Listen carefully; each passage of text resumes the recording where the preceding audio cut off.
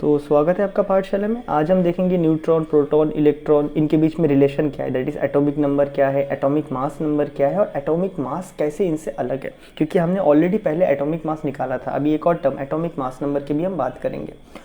तो जैसे कि हमें पता है, जैसे कि हमारे जो बोर्ड सर थे उन्होंने जो हिसाब से बताया था, अगर एक एटम है और वो न्यूट्रल स्टेट में है तो उसमें जितने इलेक्ट्रॉन्स रहेंगे उतने प्रोटॉन्स भी रहेंगे। क्या ये बातें क्लियर है?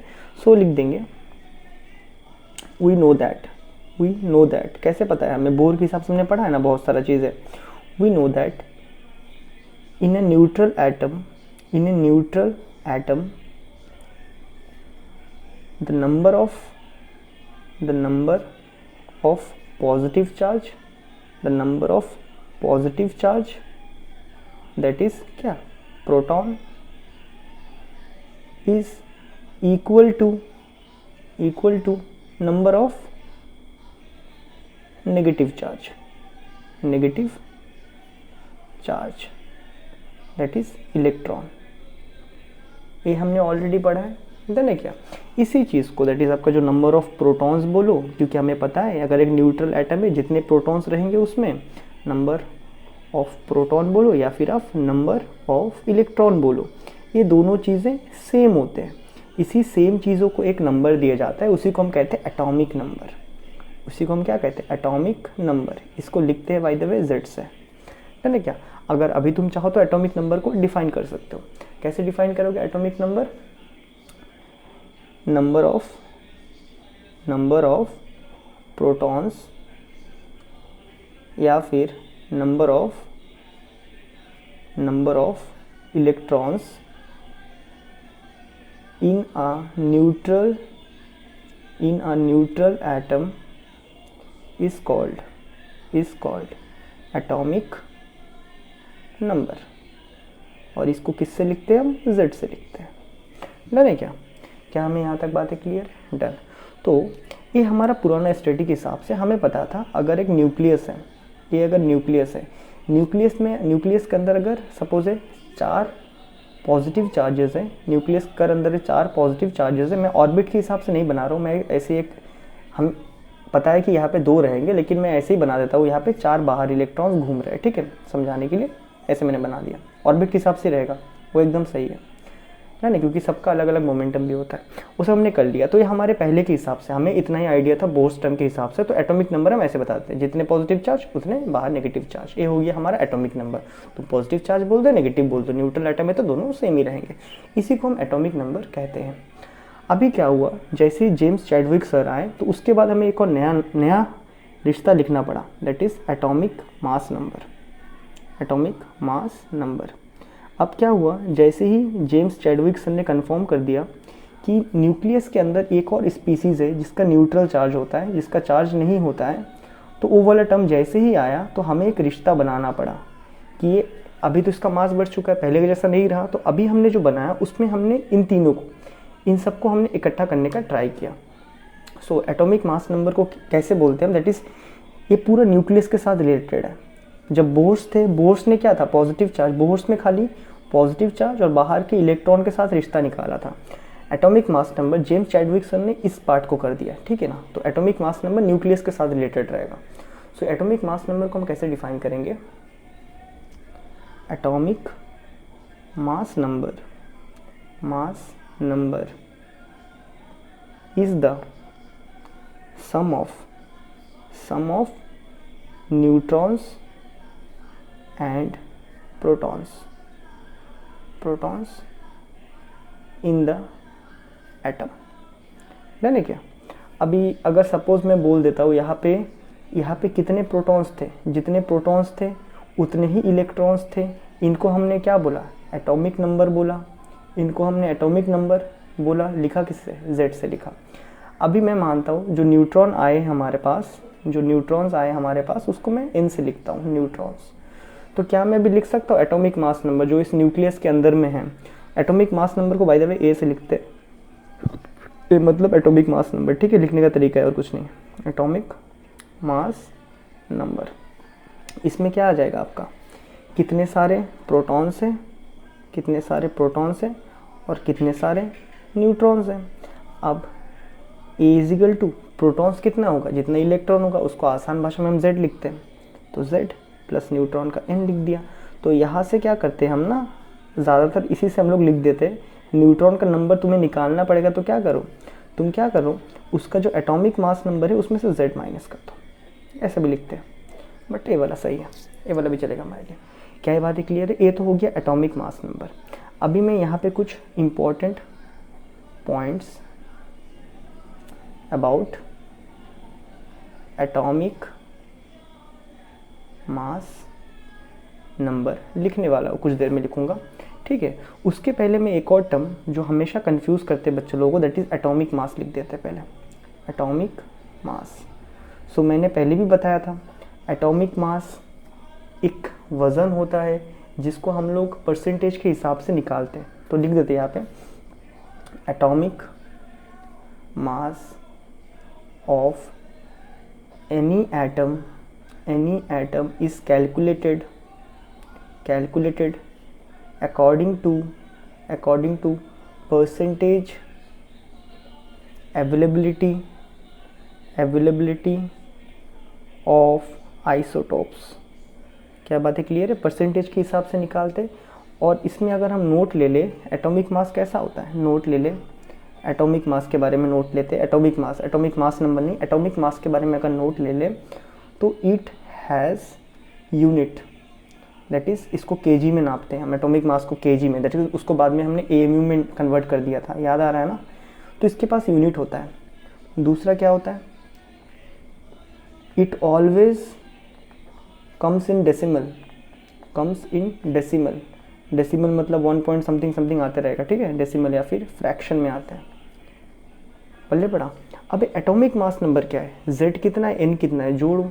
तो इसका क्या होता है, इसका पहला बात तो इसका it has no unit, atomic mass number का कोई यूनिट नहीं है, it has no unit, done है क्या। और दूसरा, it always come in whole number, it always comes in whole number. चलो अभी कुछ केस में दोनों सेम हो जाते हैं, लेकिन नहीं होना चाहिए वैसा। एग्जाम्पल के तौर पर अगर मैं क्लोरीन को लूँ, क्लोरीन का atomic mass number, that is chlorine के अंदर अगर आपको याद हो कि अंदर में इसका न्यूक्लियस में एटॉमिक मास नंबर की बात चल रहा है तो न्यूक्लियस का बात ही चलेगा। सो न्यूक्लियस मैंने लिख दिया, सो ठीक है, ऐसा करके मैंने न्यूक्लियस बना दिया, डन। इसका जो न्यूक्लियस आता है आपका क्लोरीन का, इसमें जाके आपका 17 प्रोटॉन्स होते हैं और 17 न्यूट्रॉन्स होते हैं। तो इसका एटॉमिक मास नंबर कितना आ जाएगा, 17 + 17 दैट इज़ 34 आएगा। नंबर है, जस्ट 34 एक नंबर है। एटॉमिक मास कितना है क्लोरीन का, बाय द वे एक क्लोरीन है, क्लोरीन का एटॉमिक मास कितना है, मैंने थोड़ी देर पहले ही निकाला था।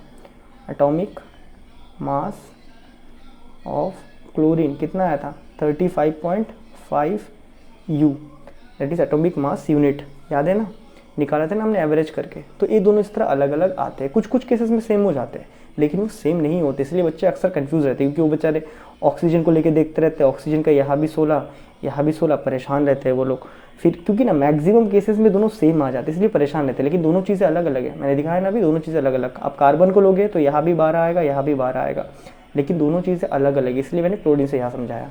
क्या बात है क्लियर है? कुछ केसेस में दोनों सेम हो जाते हैं, इसका मतलब ये नहीं कि दोनों सेम है, दोनों अलग अलग चीज़ें, एक के पीछे यूनिट लगता है और एक के पीछे नहीं लगता है। क्या बात है क्लियर है? ओके, अब हम कुछ और मोस्ट इंपॉर्टेंट नोट्स लेते हैं जो इसके बाद हमें आता है। तो मैंने तुम्हें बताया था जब मैंने हाइड्रोजन पढ़ाया था, ये लास्ट वीडियो में जब मैंने हाइड्रोजन पढ़ाया था, तो मैंने वहाँ पे मासेस को अप्रॉक्सीमेट लिखा था। जैसे जब मैंने आपको वहाँ पे ड्यूटेरियम का मास लिख के दिखाया था, DEU ड्यूटेरियम का मास लिखा था, तो मैंने दिखाया था 2 AMU अप्रॉक्स। इसका मतलब क्या है कि आपका प्रोटॉन और न्यूट्रॉन का जो मास है वो सेम नहीं होता है। कैसे नहीं होता है मैं आपको बताता हूँ, समझो मैं यहाँ पे ड्यूटेरियम से आपको समझाता हूँ। ड्यूटेरियम एक हाइड्रोजन एटम है, हाइड्रोजन होने के लिए कंपलसरी है एक पॉजिटिव चार्ज अंदर होना, बाहर एक इलेक्ट्रॉन घूमना, एक कंपलसरी है। लेकिन ड्यूटेरियम के पास क्या होता है, यहाँ पे एक न्यूट्रल चार्ज भी रहता है। यहाँ पे रेड वाला क्या है आपका, न्यूट्रॉन है, ये रेड वाला आपका न्यूट्रॉन है, और ये ब्लू वाला आपका प्रोटॉन है, दैट इज़ पॉजिटिव चार्ज वाला। हमने जब देखा तो हमें मास ऑफ न्यूट्रॉन कितना मिला, लिख देते पूरा, मास ऑफ न्यूट्रॉन। हमने जब कैलकुलेट किया हमें मास ऑफ न्यूट्रॉन जाके मिला 1.00866 एटॉमिक मास यूनिट। हमने जब कैलकुलेट किया तो हमारे पास मास ऑफ प्रोटॉन कितना मिला, 1.00727 एटॉमिक मास यूनिट। इससे क्या इससे आप क्या कंक्लूजन निकाल सकते हो, इससे कंक्लूजन नहीं निकालता है कि neutron is heavier than proton. So conclusion क्या है, वेरी इंपॉर्टेंट, न्यूट्रॉन इज़, कोई इसको स्लाइटली लिखते हैं, ठीक है, स्लाइटली लिख देते हैं, स्लाइटली, तो मैं इसको काट देना चाहूँगा। न्यूट्रॉन इज़ हैवियर, सीधा, neutron is heavier than proton. Neutron proton से ज़्यादा हैवियर है। ऐसा क्यों है तुम सोच भी सकते हो, क्योंकि पॉजिटिव चार्ज, कोई भी बॉडी में पॉजिटिव चार्ज आता ही कब है, जब उसमें से इलेक्ट्रॉन भाग जाता है ना। सो ओके, वो सब छोड़ो। तो कंक्लूजन यही है कि न्यूट्रॉन का मास ज़्यादा होता है कंपेयर टू आपका प्रोटॉन, ठीक है, इसलिए मैंने इसको बड़ा ही बनाया, दिखता है ना, थोड़ा बड़ा बनाया इसको। अगर तुम ध्यान से देखो, मैंने इसको थोड़ा बड़ा बनाया और ये जो चीज़ है इसको थोड़ा छोटा बनाया, क्योंकि ये थोड़ा छोटा होता है मास में, ना। अब सुनना ज़रा, अब मैं क्या लिखना चाहता हूँ, दैट इज़ मोस्ट इम्पॉर्टेंट। जो ये न्यूट्रॉन है ना, neutron never exist alone. Neutron कभी भी अकेला एग्जिस्ट नहीं करता है, न्यूट्रॉन नेवर एग्जिस्ट अलोन। अगर तुम कोई भी आइटम से न्यूट्रॉन निकाल के रख दोगे तो वहाँ पे वो मुश्किल से 2-3 हज़ार सेकेंड बचेगा, फिर अपने आप को चेंज कर लेगा। तो न्यूट्रॉन नेवर एग्जिस्ट अलोन। ये क्या करता है, जैसे ही आप कोई एक न्यूट्रॉन को निकाल के रख दोगे ना, कोई भी एक न्यूट्रॉन को निकाल के रख दोगे, तुरंत क्या करेगा पता है, अपने आप को एक प्रोटॉन में कन्वर्ट करेगा और एक इलेक्ट्रॉन में कन्वर्ट कर देगा। इसका मतलब वो अपने आप को हाइड्रोजन एटम में कन्वर्ट करेगा तुरंत विदिन 1000-2000 सेकेंड के अंदर।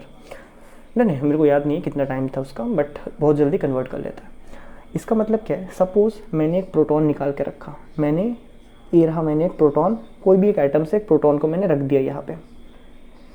जैसे ही मान लो मैं बोलता हूँ कुछ डेल्टा टी टाइम के बाद, that is change in time delta T, मान लो कुछ भी ऐसे कहने के लिए लिख देता हूँ 10,000 सेकेंड, ठीक है, एग्जैक्ट याद नहीं, 1000 सेकेंड के बाद, मान लो कुछ एक थोड़ा सा फ्रैक्शन ऑफ टाइम के बाद जो प्रोटॉन था ये क्या करेगा, अपने आप को कन्वर्ट करेगा एज ए हाइड्रोजन एटम में, अपने आप को एज ए हाइड्रोजन एटम में कन्वर्ट कर देगा प्रोटॉन। इसीलिए हमने लिखा कि प्रोटॉन के पास मास ज़्यादा है, क्यों, क्योंकि ये अपने आप को ऐसे कन्वर्ट करता है, उसके अंदर एक प्रोटॉन का भी मास है, एक इलेक्ट्रॉन का भी मास है। और मैंने लिखा भी था ना यहाँ पे, एक न्यूट्रॉन इज इक्वल टू एक प्रोटॉन प्लस एक इलेक्ट्रॉन, पढ़े पढ़ा। तो यहाँ पे अगर एक नोट लिख लें हम, यहाँ पे अगर थोड़ा सा लिख लेते तो कैसे लिखेंगे,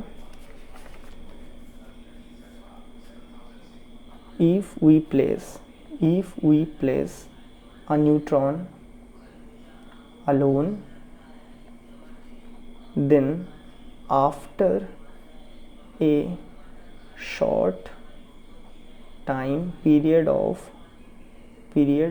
delta t, मेरे को याद नहीं फिलहाल डेल्टा टी कितना है, ठीक है, तुम लोग नेट से देख के लिख लेना। After a short period of delta T, let's say 1000 second, after if you place in a proton, if you place proton नहीं रे, न्यूट्रॉन है, न्यूट्रॉन कन्वर्ट करते हैं अपने आप को।